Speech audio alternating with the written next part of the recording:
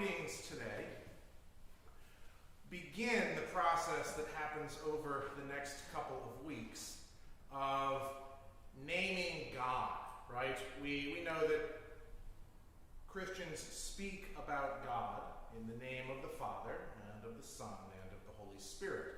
And if you paid attention to our lessons today, you will... This is great. I'm just loving the fact that it keeps spinning. There's nothing I can do. But if you paid attention to our lessons today, you will notice that begins to come up.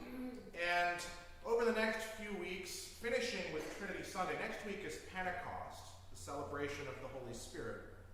And in 2 weeks, we celebrate Trinity Sunday.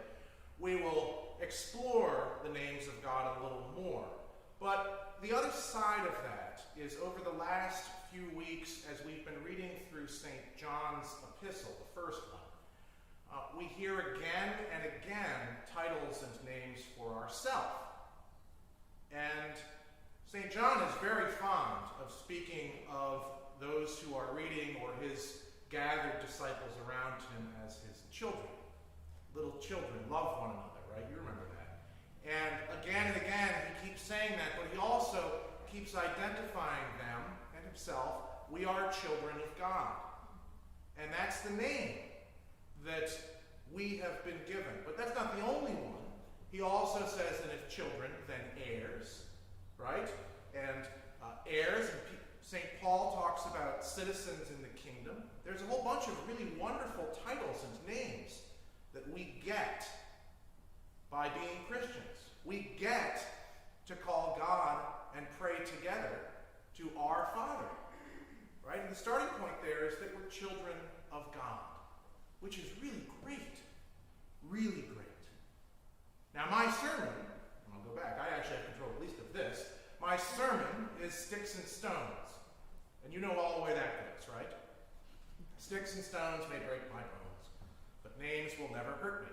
So, I'm so happy I can wear glasses in church for the first time in a year. Because I am one of those people that's never figured out the mask glasses thing. Oh, it's back. Maybe I'll finish with it. But I only got glasses when I was, these are fairly new, but I only got glasses when I was 25, and it was because I couldn't see driving back home to New York from New Haven, and I thought maybe it's safer if I go and get glasses on this drive home. And it turned out that I needed glasses to drive, and that's probably a good thing. But I never got glasses early enough in my life to be called Four Eyes or anything like that. So I don't really know how that feels. That said, this was a conversation actually right before church that I've lost some weight and I look pretty good. That's great. I do. I've lost some weight. You may not know this. I'm not sure I've ever preached on this particular subject here. At one point, I weighed 300-something pounds when I was in college. Lots. I went to Chicago, the University of Chicago. You know the deep dish pizza?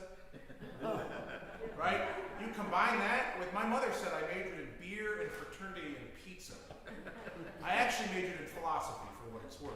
But that took a toll. And there's people that are really good at really memorable, humorous, mean names. Do you know what mine was? Because I was in a fraternity. Well, what's my name? Matt Need. Some brilliant person came up with Fat Feed, which less than a month ago, a fraternity brother of mine referred to me as. So it stuck, right? So these things, now that's just names that are insulting to people, right? Four Eyes, or you're overweight, or this or that. And when you get clever about it, it gets even better because they're memorable and they stick. That's not even getting into slurs, right? Which is a whole other can of worms, which has a historical context. And if Fat Feed just makes fun of me in a way that sticks forever, a slur, and I certainly will not utter one from up here, but a slur basically says your humanity is not worth me respecting, right? And so, as we consider names, and as we think about how we speak about God, and reminded week after week by St. John and St. Paul. It's pretty hard when you actually dig into these epistles and listen to them week after week. It's pretty difficult to not find a name for yourself that's good. When God thinks about us, and God thinks about us all the time, God thinks of us as his children. God thinks of us as heirs, citizens in the heavenly kingdom. Really high up good stuff. And when we look at each other and think about each other in ways that take each other down a notch, rip humanity out just a little bit, and it can be making fun of somebody by nickname, but it is far worse if you start referring to people or groups of people with slurs. So we don't do that, right? And we not only don't do that, when we see it or hear about it, we call it out as much as we can. And that's hard, I recognize that. Now I'll tell you another story, and I'll close with this. And I've told this story before.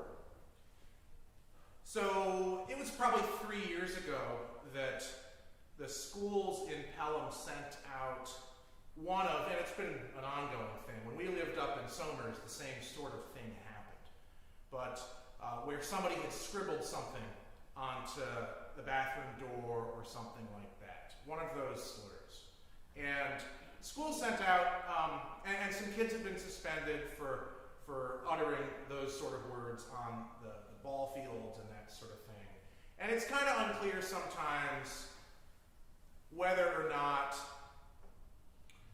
the kid even knows what the words are, is just repeating them, maybe hears them at home, or maybe the kids are really kind of not all that nice. And the school sent out this letter saying, please help us. It was the first time I'd gotten a letter like that from the school. Usually it was like, we're cracking down and there's going to be, consequences for this. In this case, they sent one out that said, please help us. Speak to your kids at home. And I thought, well, how does one tell one's child not to say a whole bunch of words without saying those words? I couldn't come up with a good way of doing it.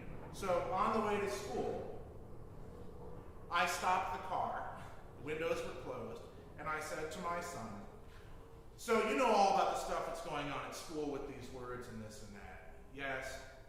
So I'm going to say about 10 words right now that you're never allowed to say, and I don't think I've ever said half of them myself.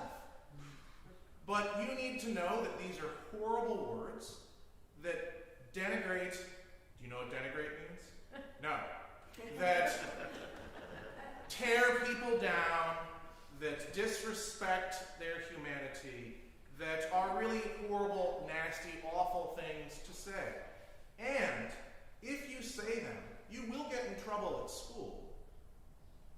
And you do not want to know the holy hell that's going to come down when you get home if you say one of these things. And so I listed a bunch of words. And my favorite part was, so you're never going to say this. Well, I've never heard most of them. I was like, well, you're not going to say them again, ever. Okay. And so far, so good. But this is sort of how you have to actually sometimes take these things into you have to do something about it. If we're going to be Christians who take on the name of child of God, heir to the kingdom, all that, then there's a little bit of responsibility to spread that out to those around you. And if you have kids, well, that's an obvious way.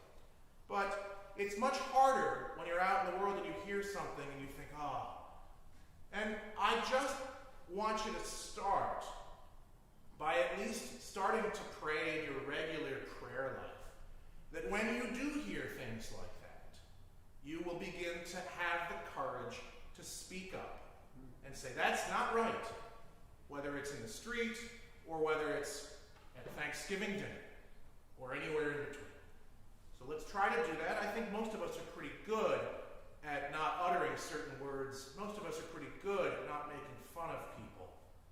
It's the next step that's the harder one. It's the courage to actually make the world a better place as